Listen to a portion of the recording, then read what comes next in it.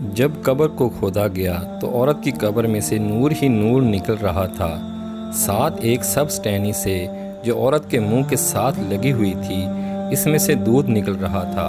پیارے دوستو، آج آپ کے سامنے ایک بہت ہی زبردست سبق آموز واقعہ لے کر حاضر ہوا ہوں۔ آپ نے اکثر علاقوں میں دیکھا ہوگا کہ کچھ لوگ کھلی جگہوں پر جھونپڑی لگا کر بیٹھے ہوتے ہیں۔ وہ کبھی کسی جگہ تو کبھی کسی جگہ اپنا پڑاؤ ڈالتے ہیں۔ ان کو خانہ بدوش کہا جاتا ہے۔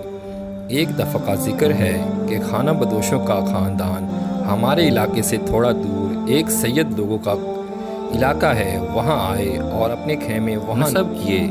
وہ دن میں سیدوں کے علاقے میں پھیل جاتے اور بھیک مانگ کر اپنا گزر بسر کرتے تھے۔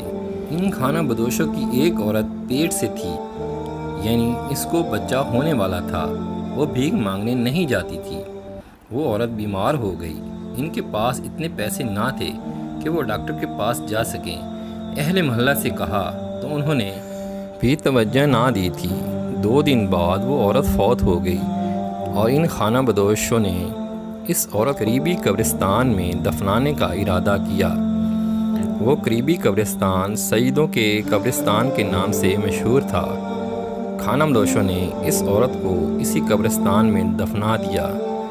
جب سید لوگوں کو اس بات کا علم ہوا تو انہوں نے خانہ بدوشوں سے کہا، تم نے یہ کیا کیا ہے؟ اس عورت کو یہاں کیوں دفنایا ہے؟ یہاں صرف سید لوگ دفن ہو سکتے ہیں۔ تم اس قابل نہیں کہ یہاں تم اپنے لوگوں کو دفن کرو۔ اپنی اس عورت کو نکالو اور کسی اور قبرستان میں جا کر دفناؤ۔ خانہ بدوش جو قسمت کے مارے تھے رونے لگ گئے اور منت سماجت کرنے لگ گئے کہ ہم غریب لوگ ہیں، ہم پر رحم کریں۔ تو سید کسی قیمت پر نہ مانے اور اہل علاقے کی موجودگی میں اس عورت کی قبر کشائی کروانے لگ گئے۔ جب قبر کو کھودا گیا، قبر میں نور ہی نور تھا، ساتھ میں ایک پودے کی سبز ٹہنی سے جو عورت کے منہ کے قریب تھی، جس میں سے دودھ نکل رہا تھا اور عورت کے منہ میں جا رہا تھا۔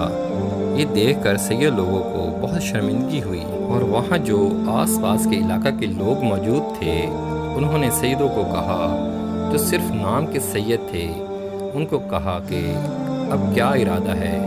اس عورت کی قبر تو جنت کے باغوں میں سے باغ بنی ہوئی ہے، کیا آپ بھی یہ لوگ اس عورت کی میت کو نکال کر کسی اور قبرستان میں جائیں؟ تو سیدوں نے کہا، نہیں نہیں، کہیں اور لے جانے کی ضرورت نہیں ہے۔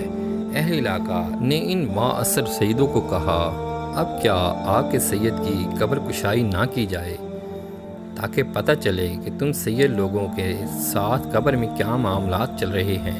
تم نے ان غریب لوگوں کا دل دکھایا ہے۔ اس پر سید جو صرف نام کے سید تھے، اعمال کے نہیں، انہوں نے اہل علاقہ سے معذرت کی اور اپنی غلطی کا اعتراف کیا۔ دوستو، یہ ایک سچا واقعہ ہے۔ اس سے ہمیں سبق ملتا ہے کہ 7 بات اونچ نیچ صرف دنیا میں ہیں، قبر میں یا آخرت میں وہی اچھے ہیں جن کے اعمال اچھے ہیں۔ اس لیے دنیا میں رہ کر آخرت کی فکر کرنے والا انسان ہی اچھا انسان ہے۔ السلام علیکم۔